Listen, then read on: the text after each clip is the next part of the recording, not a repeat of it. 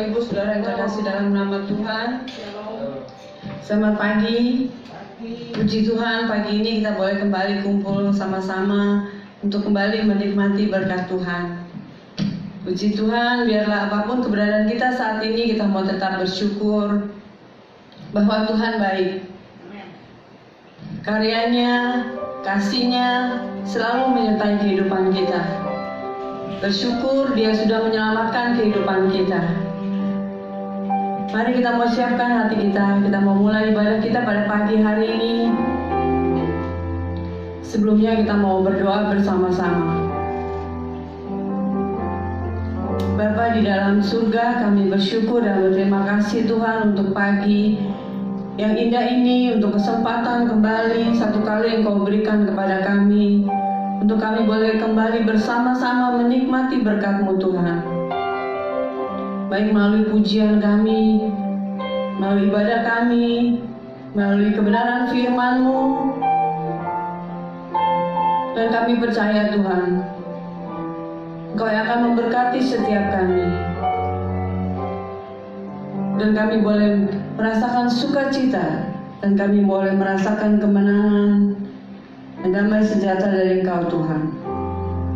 Terima kasih Bapa, di dalam nama Tuhan Yesus. Biar Engkau yang memberkati ibadah kami, pujian kami, dan juga penyampaian firman-Mu yang akan disampaikan oleh hamba-Mu. Kami juga bersyukur Tuhan, pada kesempatan sebentar kami juga akan kembali menerima berkat-Mu Tuhan melalui perjamuan kudus. Biar Engkau yang memberkati dan Engkau yang mengurapi. Di dalam nama Tuhan Yesus kami berdoa. Mari yang diberkati bersama-sama kita mau katakan amin. Bersyukur buat kasih-Nya yang menyelamatkan kita, buat karya tangan-Nya, buat kebaikan-Nya dan kemurahan-Nya selalu menyertai hidup kita. Mari kita mau naikkan pujian bersama-sama. Ku bersyukur buat kasih-Mu,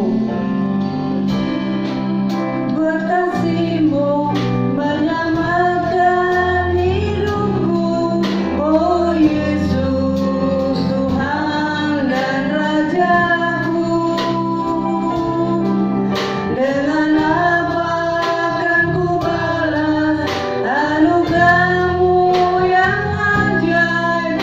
Biarlah hidupku selalu menyenangkan hati-Mu. Ku bersyukur buat kasih-Mu, ku bersyukur buat kasih-Mu menyelamatkan hidupku, oh Yesus, Tuhan dan Rajaku. Dengan apa akan ku balas anugerah-Mu yang ajaib? Biarlah hidupku selalu menyenangkan hati-Mu.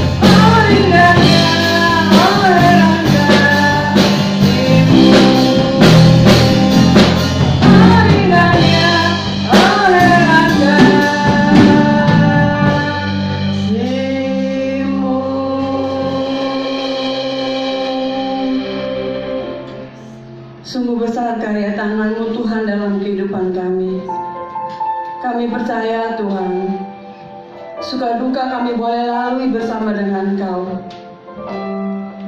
Dan kami percaya Tuhan, kebaikan-Mu, kemurahan-Mu selalu nyata dan karya tangan-Mu tidak lepas dalam kehidupan kami. Terima kasih Tuhan. Terima kasih Bapa. Di dalam nama Tuhan Yesus, kami bersyukur buat kasih-Mu yang tidak pernah berkesudahan, hari lepas hari dalam kehidupan kami. Dalam nama Yesus kami berdoa dan kami mengucap syukur. Haleluya. Terima kasih Tuhan buat kasih-Mu yang tidak pernah berkesudahan. Mari kita mau kembali naikkan pujian, kita mau berdiri bersama-sama. Kita mau katakan, tiada berkesudahan kasih setia-Mu Tuhan. Selalu jauh rahmat-Mu.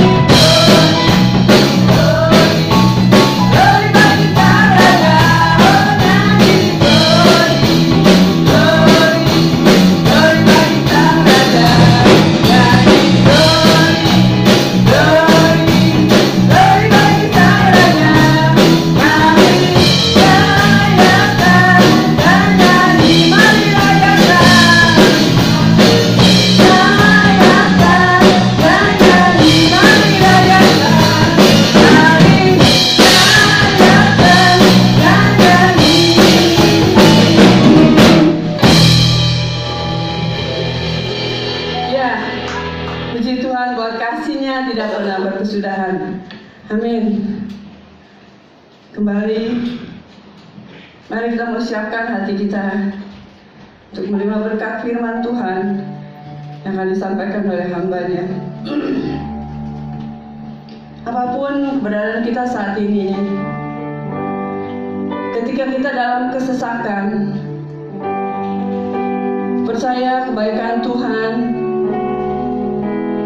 tangan Tuhan selalu menopang dan akan memberi pertolongan kepada setiap kita. Biarlah kita mau serahkan kesesakan kita, masalah kita ke dalam tangan Tuhan.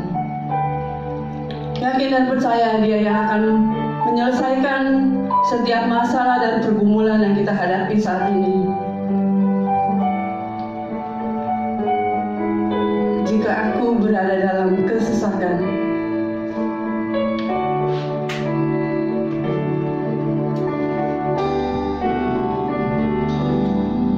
jika aku berada dalam kesesakan, Engkau mempertahankan hidupku ini, dan tangan kananmu menyelamatkan aku. Yesus akan menyelesaikan bagiku. Jika aku berada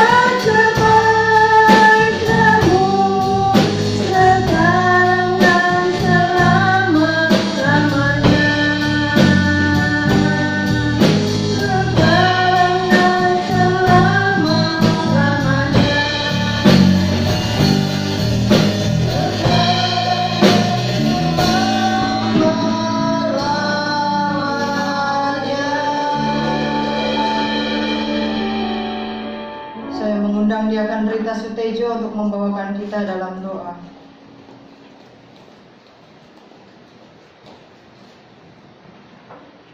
Kami bersyukur buat kasih-Mu Tuhan untuk pagi hari ini.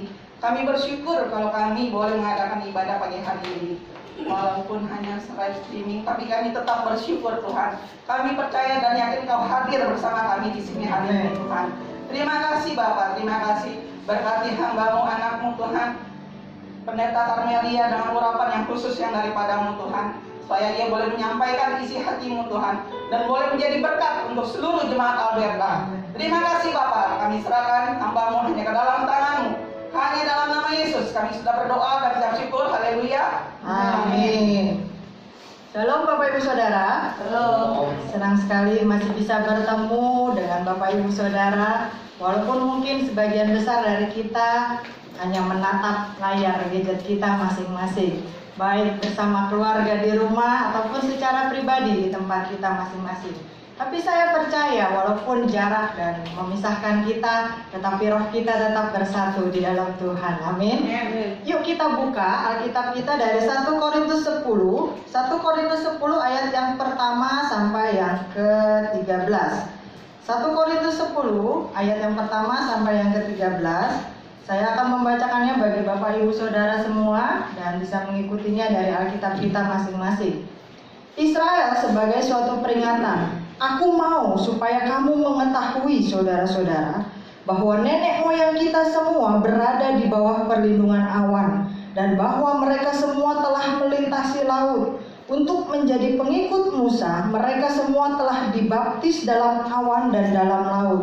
Mereka semua makan makanan rohani yang sama dan mereka semua minum minuman rohani yang sama, sebab mereka minum dari batu karang rohani yang mengikuti mereka, dan batu karang itu ialah Kristus. Tetapi sungguh pun demikian, Allah tidak berkenan kepada bagian yang terbesar dari mereka, karena mereka ditewaskan di padang gurun.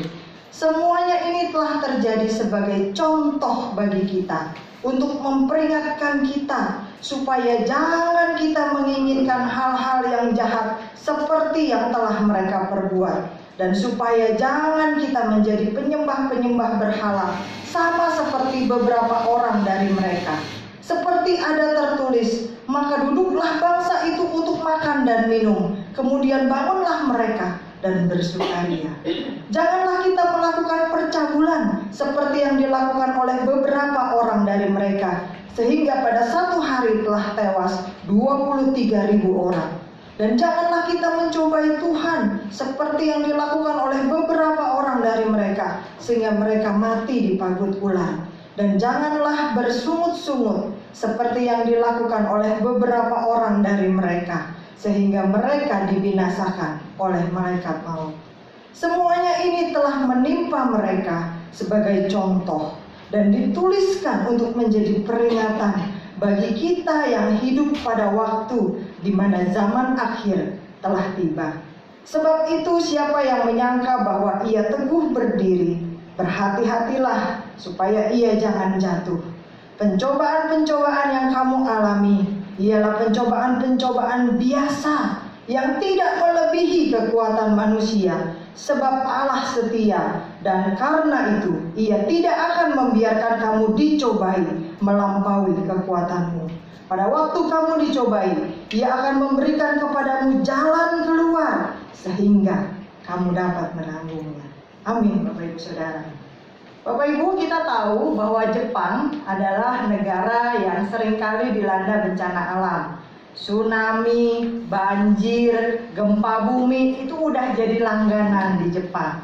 Sehingga mereka melakukan cara-cara antisipasi, mereka melakukan sistem untuk melindungi diri mereka. Misalnya saja bangunan-bangunan di Jepang mereka buat lebih tahan dengan gempa bumi. Kereta-kereta mereka di sana diberi sensor untuk mendeteksi sebelum terjadinya gempa bumi. Masyarakat terus-menerus diedukasi untuk peka terhadap perubahan yang terjadi di alam. Bahkan anak-anak sekolah sejak mereka TK, SD, mereka sudah diajarkan apa yang harus mereka lakukan ketika terjadi gempa bumi, banjir dan tsunami, dan mereka saat tidak bersama dengan orang tua mereka. Nah, kenapa mereka bisa melakukan hal itu? Karena bencana alam yang dialami oleh Jepang terjadi berulang-ulang.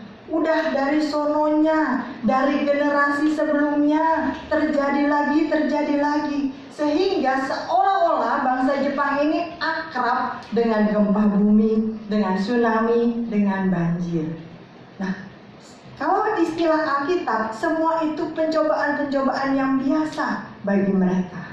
Nah, ayat yang tadi sudah kita baca, 1 Korintus 10 ayat 1 sampai 16. Ini surat yang dikirimkan oleh Rasul Paulus bagi jemaat di Korintus. Untuk apa? Untuk alarm, untuk peringatan. Peringatan apa? Bahwa penderitaan yang mereka alami saat itu, masalah yang mereka alami saat itu, pergumulan yang mereka derita saat itu, tantangan yang mereka hadapi saat itu bukan hal yang baru. Kalau istilah orang zaman sekarang, lagu lama, kaset baru. Mungkin bentuknya saja yang berbeda dengan zaman pada waktu itu. Tapi nenek moyangmu dulu, bangsa Israel dulu juga mengalami hal yang sama. Karena Amsal berkata apa? Tidak ada sesuatu yang baru di bawah matahari. Coba Bapak Ibu Saudara lihat. Zaman dulu orang rambutnya panjang, mau cowok mau cewek. Masih ingat ya? Saya suka lihat foto-foto almarhum Bapak Gembala dulu waktu kecil, rambutnya gondrong. Pakai celananya cut bray, atas ketat, makin ke bawah makin lebar gitu kan, sampai kayaknya ribet banget begitu.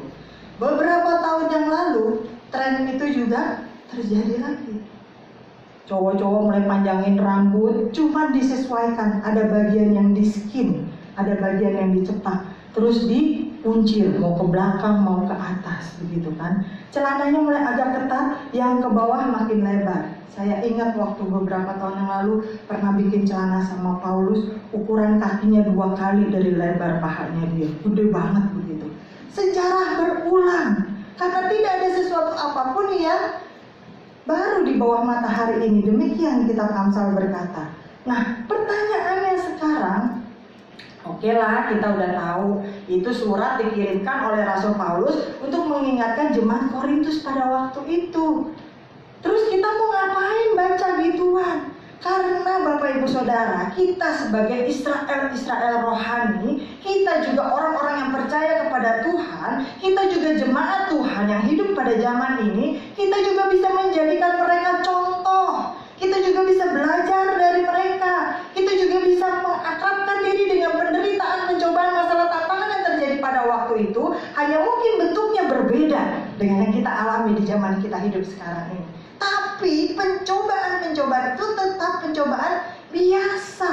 Karena sekali lagi dari zaman dulu itu sudah terjadi, dialami oleh jemaat Tuhan, dialami oleh bangsa Israel, dan sekarang dialami oleh kita yang hidup di zaman sekarang ini.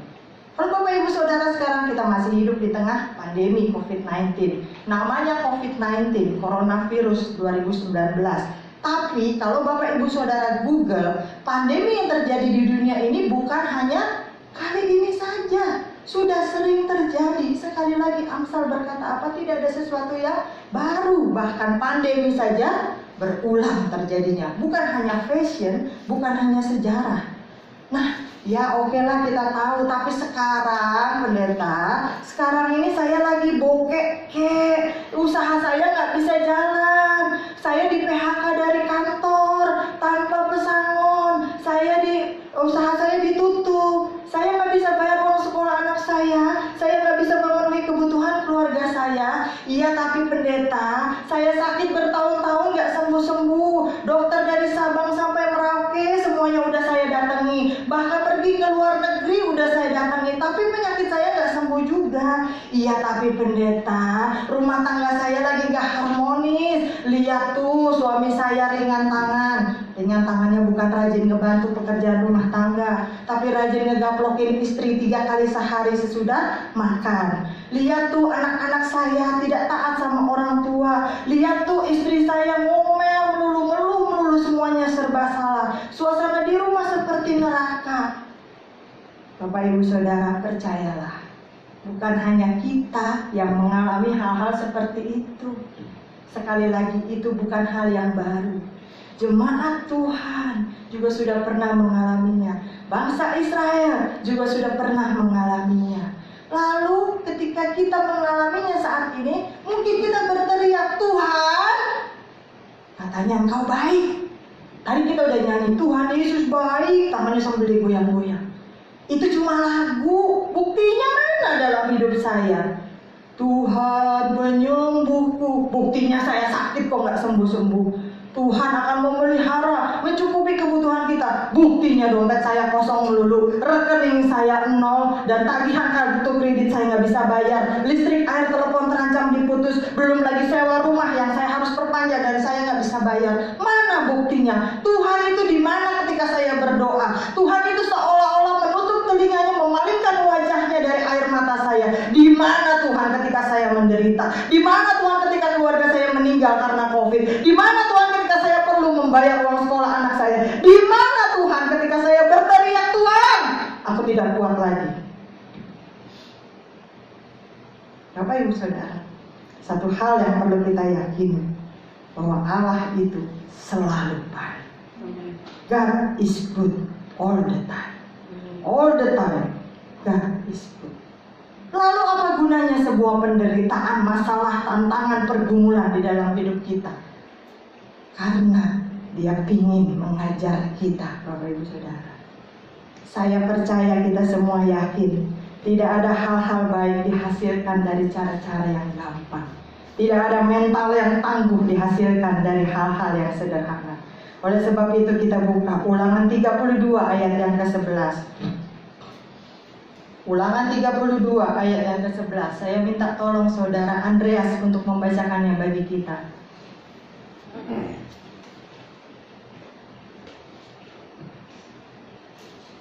Ulangan 32 ayat 11. Laksana Raja Wali menggoyang bangkitkan isi sarangnya, melayang-layang di atas anak-anaknya, mengembangkan sayapnya, menampung seekor dan mendukungnya di atas kepaknya. Ya, terima kasih. Ini yang Tuhan lakukan. Dia laksana seinduk Raja Wali. Kita tahu burung Raja Wali itu burung yang gagah perkasa. Rentangan sayapnya bisa sekian meter jauhnya. Dan dia sudah membuat sarangnya itu di tebing-tebing terjal. Puluhan meter jauhnya dari daratan. Tinggi sekali di tebing batu. Lalu apa yang dia lakukan untuk mengajar terbang anak-anaknya? Ketika anak-anak itu sudah mulai tumbuh bulu, dia akan menggoyangkan, bahkan membalikkan sarangnya. Supaya apa? Supaya anak-anak itu jatuh. Tetapi bukan untuk melukai mereka. Supaya mereka terpaksa belajar terbang. Saya ingat kok istilahnya PDP PAU waktu itu dijorokin supaya bisa berdoa, mimpin doa. Dijorokin supaya bisa berkhotbah. Dipaksa, anak-anak burung itu dipaksa supaya bisa terbang. Ketika mereka berada di antara langit dan bumi, mereka terpaksa mengepakkan sayapnya. Dan dari sana mereka belajar, oh kalau kita kepakin sayap, lama-lama kita bisa terbang. Oh kalau kita kepakin sayap, lama-lama kita melayang. Nah saat kita belajar, saat anak-anak burung itu diajar terbang, pasti rasanya nggak enak. Ih mama jahat amat, lagi enak-enak di sarang tiba-tiba dilempar keluar, lagi anget-anget di sarang tiba-tiba dijorokin keluar. Aduh ini kita jatuh nih, mama di mana? Tapi dia tidak pernah meninggalkan anak-anaknya. Sama seperti Tuhan tidak pernah meninggalkan kita. Di tengah masalah, pergumulan, tantangan, penderitaan, pencobaan yang kita alami, Dia mengamati kita dari jauh. Ketika kita melayang, hampir menyentuh darat, Dia akan terbang tepat pada waktunya menyelamatkan kita.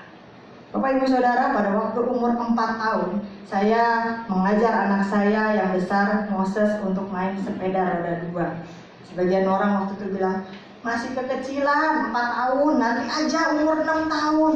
Tapi saya bilang, saya punya target sendiri untuk anak-anak saya. Umur 2 tahun dia sudah harus bisa pakai sendal sepatu sendiri. Umur 2,5 tahun sudah harus bisa mengancingkan kemejanya sendiri. Butuh waktu lebih lama, iya. Saya bangunkan dia lebih pagi untuk sekolah karena saya mau dia mengancingkan sendiri. Nah, waktu umur 4 tahun itu dia belajar sepeda. Sampai nangis-nangis, Bapak Ibu Saudara. Mami jahat, aku nggak mau main sepeda. Karena kita tahu orang belajar sepeda pasti jatuh. Malah orang bilang gini, udah jatuh belum? Ah, belum sah, belum resmi nih, mesti jatuh dulu katanya. Jadi saya lihat karena dia berusaha, takut takut sama maminya yang galak ini begitu kan, nggak boleh masuk kalau nggak bisa ya gitu. Jadi jatuh, hayu dia naik lagi, kakinya pada bongsrot. Pulang-pulang nangis, mami, papi, mami jahat, aku disuruh main sepeda. Pada saat dia diajarkan main sepeda, dia merasa maminya jahat, kejam, aku disuruh main sepeda melulu dan sebagainya. Tapi sekarang, ya nggak usah sampai sekarang deh, waktu itu kelas 3 umurnya kira-kira 8-9 tahun, kami pergi retret dan kami bawakan dia sepedanya. Waktu kami main sesi atau acara kosong di outdoor, kita lihat dia lagi muter-muter main sepeda. Dan pada waktu itu dia baru bilang, untung ya dulu mami ajarin aku main sepeda, jadi sekarang aku udah bisa sepeda roda 2. Pada saat kita mengalami penderitaan, pencobaan-pencobaan yang kita alami itu bukan hal yang baru, Bapak Ibu Saudara. Itu dialami oleh jemaat Tuhan dari generasi ke generasi, dan mereka semua belajar karena tujuannya bukan menyusahkan kita, tetapi untuk mengajar kita. Lalu apalagi yang Tuhan inginkan dalam hidup kita? Kalau kita sudah belajar, biasanya tuh ada standarnya, betul ya? Kalau kita anak kita sekolah, dia mengerjakan PR, ada standarnya, sudah betul atau belum? 1 tambah 1 harus 2. Kalau bukan 2 berarti salah, kata guru matematika. Nah, diperiksa hasilnya. Saya ingat waktu itu saya mengerjakan skripsi dan tesis. Puji Tuhan, saya mendapatkan kesempatan untuk 2 kali mengikuti pendidikan akademik S1 dan S2. Dan yang ngeselin ketika kita udah semalaman ngantuk-ngantuk ngetik skripsi, apalagi waktu tesis, sambil anak ada di pangkuan, kita goyang-goyangin biar dia tidur, terus kita ngetik. Besok paginya ketika kita kumpulin tuh kumpulan ketikan kita merasa udah benar, udah pasti lolos, udah pasti ditanda tangan begitu ya, bisa lanjut ke bab berikutnya. Dosen cuma baca 1-2 lembar secara cepat, dibalik-balik, dicoret-coret, langsung dia bilang apa?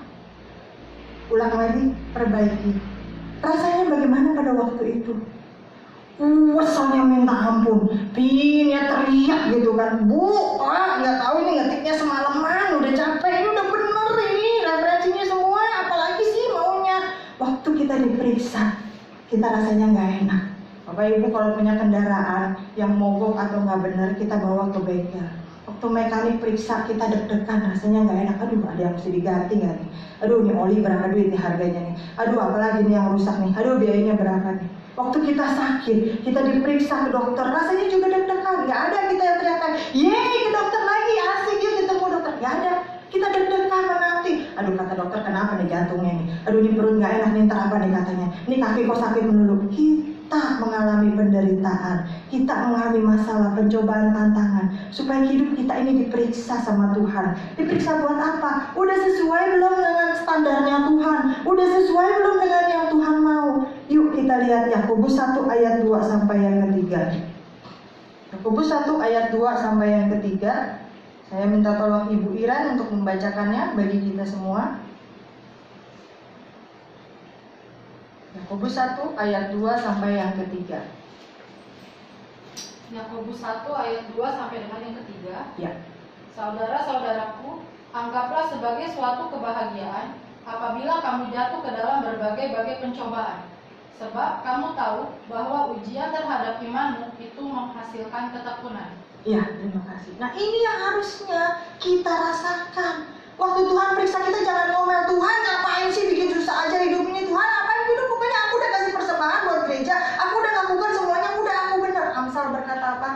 Segala jalan orang adalah lurus menurut pikirannya sendiri, tetapi Tuhan yang menguji hati. Yang menentukan hidup kita ini benar atau tidak bukan diri kita sendiri, bukan standar dunia, bukan kata tetangga kita, bukan kata pendeta terkenal, tapi Tuhan. Makanya pencobaan-pencobaan yang biasa itu diberikan dari generasi ke generasi kepada jemaat Tuhan, karena Tuhan mau memeriksa hidup jemaatnya dari dulu sampai sekarang.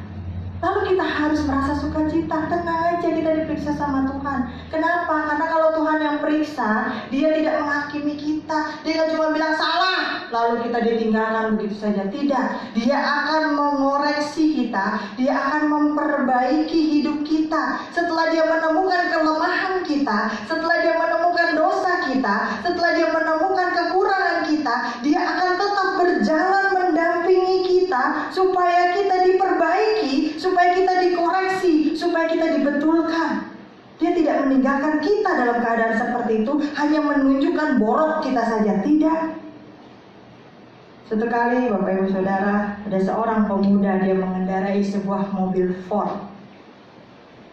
Tiba-tiba mobil baru yang dia kendarai ini tipe T mogok.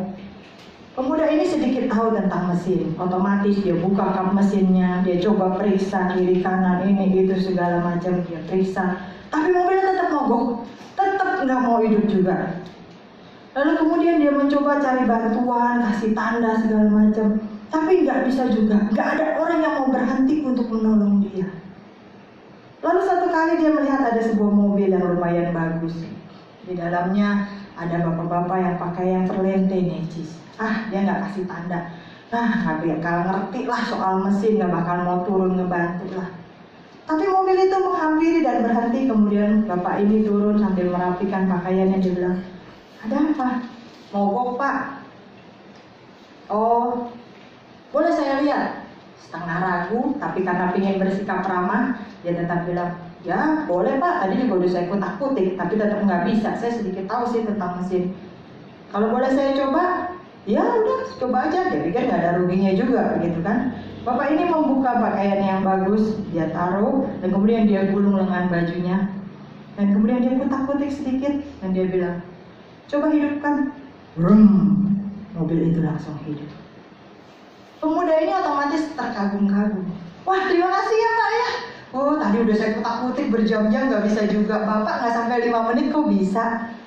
Kita kenalan dulu deh ya, karena belum zaman COVID waktu itu, masih boleh salaman. Dia salaman. Dia menyebutkan namanya, dan bapak itu menyebutkan, saya Henry Ford. Bapak Ibu Saudara mengerti kisah ini? Pemuda ini mengendarai sebuah mobil Ford tipe T. Pada waktu itu, sebelum Ford tipe T, mobil-mobil setirnya rada ke tengah.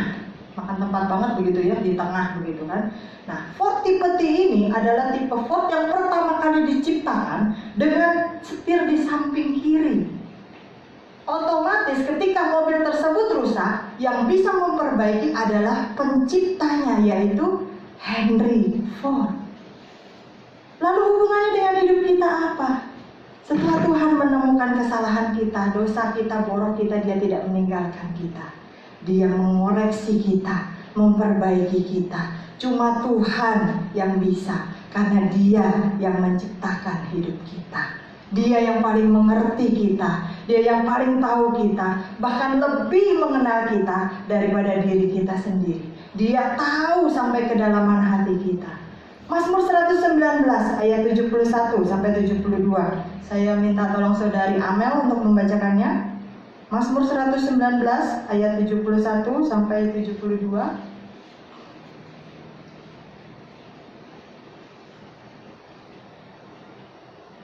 Ya, silakan. Mazmur 119 ayat 71 sampai 72, bahwa apa tertindas itu baik bagiku, supaya aku belajar ketetapan-ketetapanmu. Taurat yang kau sampaikan adalah baik bagiku lebih daripada ribuan keping emas dan perak. Ya, terima kasih. Videonya boleh tolong disiapkan ya.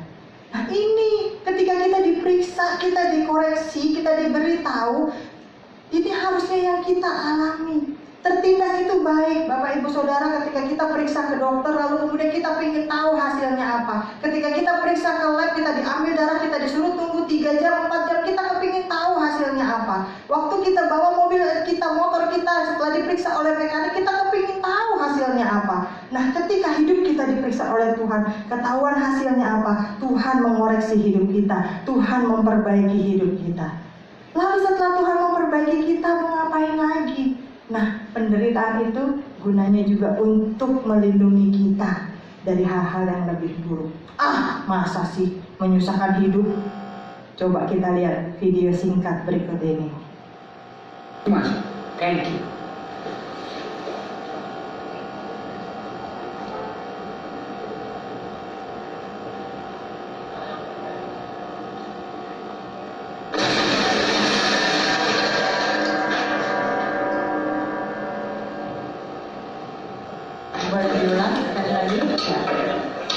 Nenek ini tanpa sengaja menjatuhkan mengeluarkan tongkatnya dan dia melihat seorang pemuda sedang bersantai di Jadi dekat. jadi satu nih.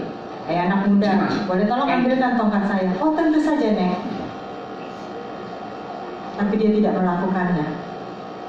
Aduh, dasar anak muda, dimintain tolong.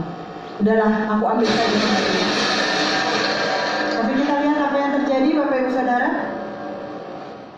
Dan lihat, kira-kira apa yang akan dikatakan oleh nenek itu? Tadi dia merasa kesel sama si pemuda. Dasar anak muda zaman sekarang, dimintain tolong, iya doang tapi nggak dikerjain, nyusahin hidup aja. Ya udahlah, saya kerjain aja sendiri. Tapi ketika dia berdiri, ternyata dia luput dari jatuhnya piano. Pencobaan-pencobaan biasa di dalam hidup kita. Seringkali kita anggap nyusahin, banyak masalah, tantangan, pergumulan. Nggak mungkin jadi lebih baik dari ini. Tapi terkadang Tuhan menggunakan hal-hal itu untuk melindungi kita dari hal-hal lain, kejadian lain, peristiwa lain yang terjadi lebih parah karena Dia sayang kita. Kalau Bapak Ibu Saudara Google itu akan melihat bagaimana kejadian-kejadian. Banyak orang yang diselamatkan oleh Tuhan dari bencana alam, dari tsunami di Palu, dari bencana Menara WTC. Bagaimana orang-orang yang tadinya merasa terlambat naik pesawat karena ini karena itu, dia marah-marah. Tapi ternyata pesawat yang akan mereka naiki itu jatuh atau hilang dan mereka akhirnya merasa bersyukur. Kejadian 50 ayat yang ke-20, Yusuf berkata, memang kamu telah mereka-rekakan yang jahat terhadap aku, tetapi Allah telah mengubahnya menjadi kebaikan. Yang tetap harus kita percaya, Allah itu baik. Dia menggunakan apapun yang tidak enak di dalam hidup kita untuk melindungi kita dari hal-hal yang lebih buruk. Lalu semua tujuan pencobaan itu untuk apa? Tuhan memberikan pencobaan dari zaman bangsa Israel. Tuhan memberikan masalah bagi jemaat Tuhan sampai hari ini, termasuk bagi kita. Mau ngapain sih? Satu tujuannya, menyempurnakan hidup kita, supaya semakin hari, semakin waktu, kita semakin mirip, kita semakin serupa dengan Kristus. Sehingga masalah, tantangan, kesulitan, penderitaan, pencobaan-pencobaan itu biasa karena dilakukan oleh Tuhan bertahun-tahun untuk membentuk umat-umatnya dari generasi ke generasi. Sehingga Paulus berkata apa? Itu pencobaan biasa, tidak ada sesuatu apapun yang baru di bawah matahari. Jadi kita harus merespon dengan positif. Hidup kita harus semakin mendekat supaya kita bisa bertumbuh ke arah Kristus. Jangan kita malah ngomel, nyalain Tuhan, komplain, nunjuk-nunjuk Tuhan, atau yang lebih tragis lagi, kita malah meninggalkan Tuhan. Kalau seperti itu, hidup kita tidak akan pernah berubah semakin serupa dengan Kristus. Kita baca ayat terakhir, Roma 5 ayat 3 sampai yang keempat. Roma 5 ayat 3 sampai yang keempat, kita akan baca bersama-sama. Roma 5 ayat 3 sampai 4. Ya, 1, 2, 3. Dan bukan hanya itu saja, kita malah bermegah juga dalam kesengsaraan kita. Karena kita tahu bahwa kesengsaraan itu menimbulkan ketekunan, dan ketekunan menimbulkan tahan uji, dan tahan uji menimbulkan pengharapan. Dan pengharapan tidak mengecewakan, karena kasih Allah telah dicurahkan di dalam hati kita oleh Roh Kudus yang telah dikaruniakan kepada kita. Jadi Bapak Ibu Saudara, Tuhan adalah pemilik hidup kita. Dia mengasihi kita. Buktinya apa? Seperti yang nanti akan kita lakukan, perjamuan kudus. Dia rela menyerahkan nyawanya bagi kita, supaya kita tidak perlu mati di kayu salib, supaya kita bisa bebas dari tahanan dosa. Dia tahu persis apa yang dia lakukan di dalam hidup kita, dan tujuannya selalu baik. Satu saja, untuk menyelamatkan kita, karena dia mengasihi kita. Amin Bapak Ibu Saudara. Mari kita berdiri. Kita akan nyanyikan satu pujian sebelum kita masuk ke dalam perjamuan kudus.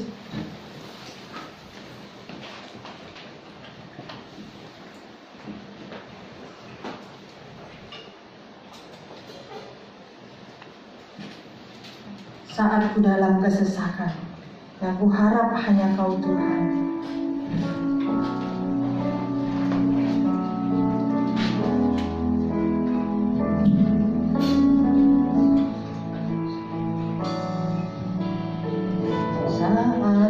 Dalam kesesakan,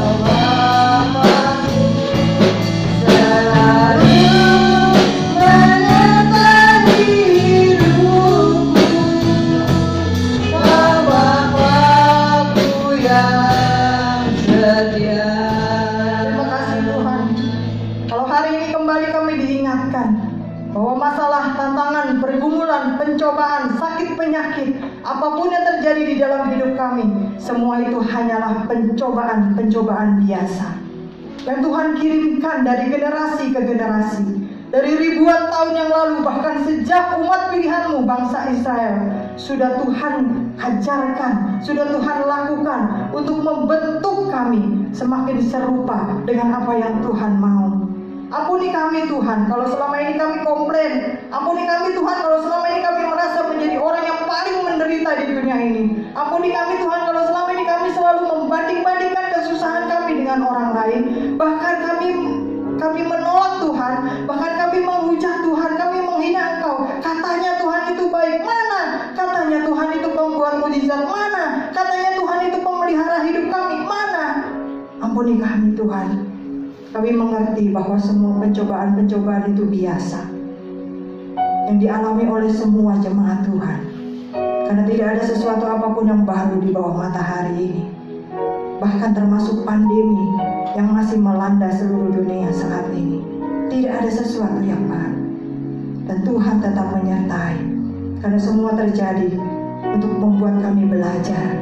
Semua terjadi karena Tuhan ingin mengoreksi hidup kami, memeriksa kami, memperbaiki kami, melindungi kami dari hal-hal lain yang lebih parah, agar semakin hari kami dibentuk semakin serupa dengan Kristus Yesus Juru Selamat kami. Terima kasih Tuhan. Biarlah kami serahkan semua hidup kami hanya ke dalam tangan-Mu, Tuhan pemelihara dan pemilik hidup kami. Dalam nama Yesus kami berdoa dan bersyukur. Yang percaya bersama kita katakan amin. Saya mengundang Ibu Gembala untuk maju ke depan.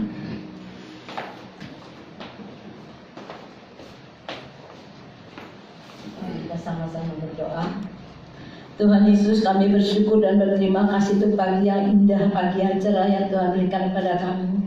Kami bersyukur juga Tuhan kalau pada kesempatan ini kami boleh makan, minum sehidangan bersama dengan Tuhan. Janganlah ini menjadi suatu kebiasaan yang harus kami lakukan, tetapi ini kembali mengingatkan pada kami akan kematian-Mu, kayu salib Tuhan. Engkau mati karena Engkau mengasihi kami. Engkau mati karena Engkau ingin menyucikan, menguduskan, melayakkan kami Tuhan. Itu sebabnya kami bersyukur buat kematian-Mu Tuhan. Sekalipun dosa kami merah seperti kirmisi, Tuhan jadikan putih seperti salju. Terima kasih Tuhan buat kesempatan yang Tuhan berikan kepada kami. Kami percaya Tuhan, tubuh dan darah-Mu menyatu dengan kami tidak sia-sia Tuhan. Tetapi kami yang sakit boleh disembuhkan di dalam nama Yesus Tuhan. Kami yang letih, lesu, berbeban berat Tuhan berikan kelegaan. Kami yang sedang dalam pergumulan Tuhan berikan kemenangan. Terima kasih Bapa. Kami sambut tubuh dan darah-Mu dengan percaya di dalam nama Tuhan Yesus. Haleluya. Amin.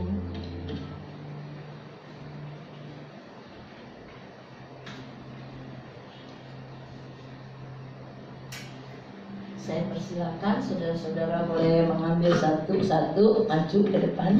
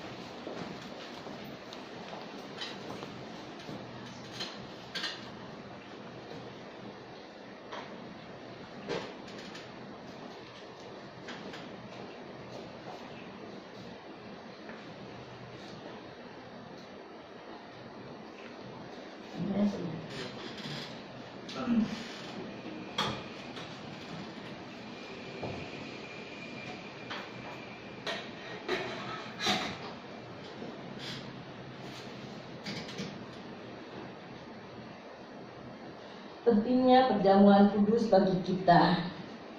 Perjamuan kudus penting bagi kita bukan sekedar untuk kesembuhan jasmani, tetapi lebih daripada itu untuk pembentukan kerohanian kita. Apa artinya jasmani kita kuat, sembuh, tetapi jiwa kita binasa? Oleh karena itu penting jika kita makan dan minum tubuh dan darah Kristus, dalam perjamuan kudus. Sebab itu merupakan momentum di mana kita menjadi satu dengan Yesus. Darah Yesus menyucikan kita dari segala dosa. Darah Yesus juga memutuskan kita dari segala kutuk. Dan darah Yesus menghancurkan kita dari segala kekuatan iblis. Mari kita sama-sama berdoa.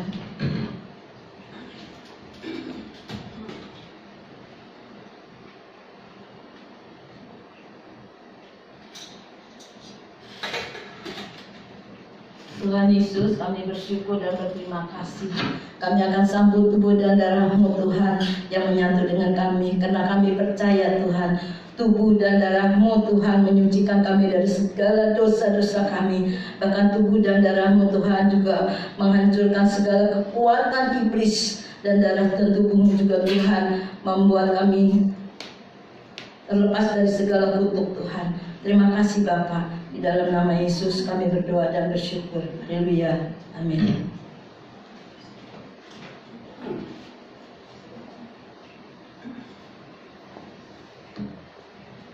Karena itu hendaklah tiap-tiap orang memuji dirinya sendiri, dan baru sesudah itu ia makan roti dan minum dari cawan itu.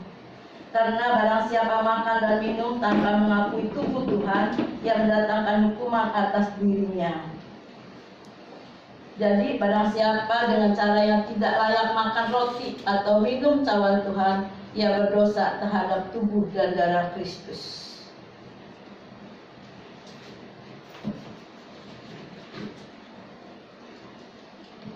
Kita angkat tubuh Kristus lebih tinggi dari kepala kita.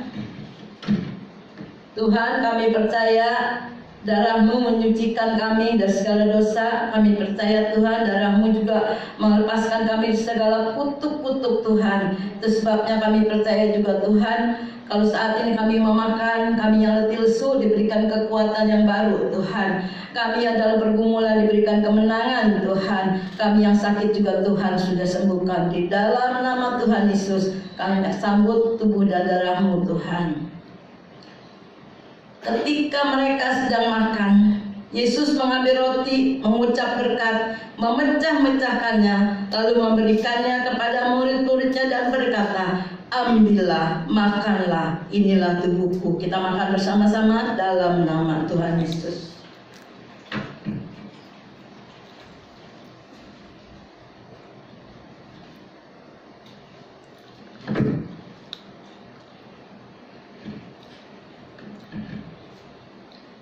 Kita angkat darah Kristus lebih tinggi dari kepala kita. Sesudah itu ia mengambil cawan, mengucap syukur, lalu memberikannya kepada mereka dan berkata, "Minumlah kamu semua dari cawan ini, sebab inilah darahku, darah perjanjian yang ditumpahkan bagi banyak orang untuk pengampunan dosa." Kita minum bersama-sama dalam nama Yesus.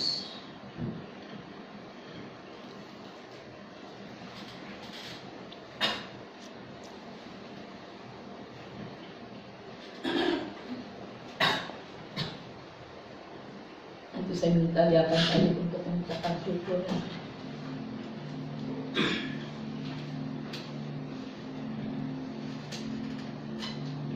Tuhan Yesus, kami mengucap syukur untuk pagi hari ini boleh beribadah Tuhan dari rumah kami masing-masing. Juga kami percaya boleh beribadah di tempat ini. Terima kasih untuk tubuh dan darah Kristus yang boleh kami nikmati pagi hari ini. Biarlah melalui sakramen perjamuan kudus ini kami percaya bahwa kami saat ini yang berdosa Tuhan sudah ampuni. Tuhan sudah berikan kesempatan yang baru untuk kami memulai dengan kehidupan yang lebih baik. Untuk kami lebih sungguh-sungguh menjalani hidup kami tidak seenaknya lagi, tapi berdasarkan sesuai apa yang Tuhan sudah perintahkan dalam firman-Mu. Terima kasih Tuhan, dalam kondisi ini kami boleh menikmati perjamuan kudus, dan biar itu menjadi peringatan bagi kami bahwa pengorbanan Engkau di kayu salib itu benar-benar nyata dan benar-benar penuh kasih bagi kami semua. Terima kasih ya Bapa, dalam nama Tuhan Yesus kami berdoa. Amin. Silakan duduk.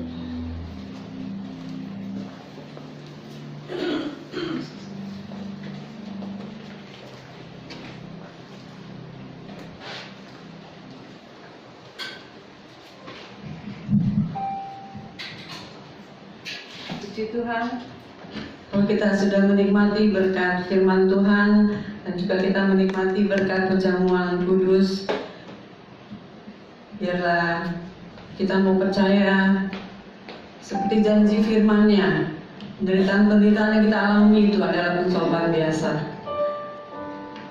Melalui firman Tuhan yang disampaikan, saya teringat oleh hamba Tuhan, yaitu pendeta Pak Nampu Bolon. Dia pernah berkata bahwa setiap masalah yang kita alami, kita harus bersyukur bahwa itu sudah merupakan bagian dari kehidupan kita. Ya, kita percaya bahwa penderitaan, pencobaan yang kita alami adalah pencobaan biasa. Tuhan pasti akan memberikan kekuatan dan kemenangan dalam setiap kehidupan kita. Puji Tuhan. Terima kasih untuk berkat firman Tuhan yang disampaikan oleh hamba-Nya. Biarlah ini boleh menjadi berkat dalam kehidupan kita. Dan kita mau tetap percaya bahwa tangan Tuhan, berkat Tuhan selalu menopang dalam kehidupan kita. Sebelum kita berdoa syafaat untuk ibadah kita akan menaikkan pujian. Berbahagialah orang yang kesukaannya ialah Taurat Tuhan.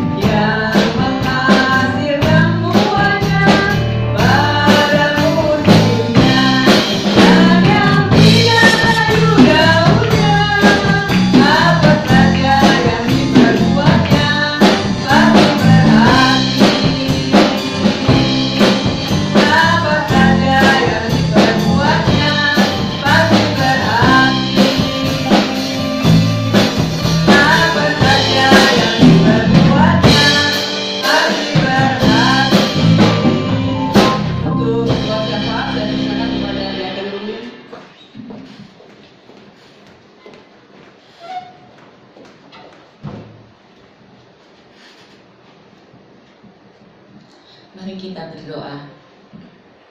Ya Bapa, terima kasih untuk hari ini ya Tuhan. Di awal bulan Agustus ini kami masih boleh menaikkan pujian kami. Kami masih boleh datang beribadah Tuhan. Untuk jemaat-jemaat yang di rumah juga, dimanapun kami berada pada saat ini, biarlah kami menaikkan syukur kami. Kami menaikkan pujian kami. Terima kasih untuk nafas kehidupan yang masih kami boleh nikmati. Yang dimana percobaan-percobaan yang kami hadapi pada saat ini, kami telah dikuatkan pada hari ini bahwa percobaan-percobaan itu adalah biasa Tuhan. Karena Engkau menopang kami Tuhan. Karena Engkau yang melindungi kami. Terima kasih Tuhan. Terima kasih Tuhan Yesus. Terima kasih Roh Kudus. Ya Bapa, Engkau berkati Ibu Kamelia Tuhan. Engkau tambah-tambahkan juga hikmat yang daripadamu, sehingga rahasia firman-Mu dapat tersingkap ya Tuhan. Ya Bapa, Engkau berkati keluarganya, Engkau memberkati kedua anaknya. Terima kasih Tuhan. Ya Bapa, Engkau juga memberkati Ibu Gembala kami. Engkau memberkati kesehatannya. Engkau turunkan hikmat marifat yang daripadamu, yang memimpin domba-dombanya di tempat ini ya Bapa. Ya Tuhan Yesus, kami serahkan dunia ini, pandemi ini, COVID-19 ini. Kami tidak mengerti ya Tuhan. Percobaan-percobaan yang kami alami, kami tidak dapat memahami kenapa Engkau mengizinkan. Tapi yang kami percaya Tuhan, segala sesuatu adalah baik bagi kami. Segala sesuatu merupakan rancangan yang baik untuk kami. Karena kami percaya rancangan-rancangan-Mu adalah yang terbaik dalam hidup kami. Mungkin saat ini kami tidak mengerti Tuhan, tapi sesuatu indah pada waktunya. Ampuni segala kesalahan kami ya Bapa. Ampuni segala kesalahan manusia Tuhan. Biarlah pandemi ini cepat berakhir. Biarlah pandemi ini cepat berlalu dan kami dapat kembali lagi dalam kehidupan yang normal Tuhan. Bapa, kiranya Engkau memberikan penghiburan, kekuatan untuk orang-orang keluarga-keluarga yang ditinggalkan karena COVID-19 ini Tuhan. Keluarga-keluarga yang kehilangan orang-orang yang terkasih Tuhan. Engkau memberi penghiburan selalu untuk mereka. Juga untuk dokter, suster. Engkau memberikan kekuatan, kesehatan untuk melayani segala pasien-pasien COVID-19 ini Tuhan. Pulanglah dan terimalah berkat Tuhan.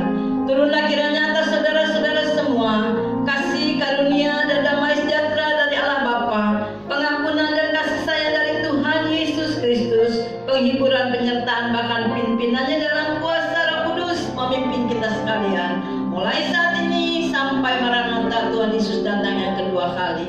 Di dalam nama Tuhan Yesus kami sudah berdoa dan bersyukur.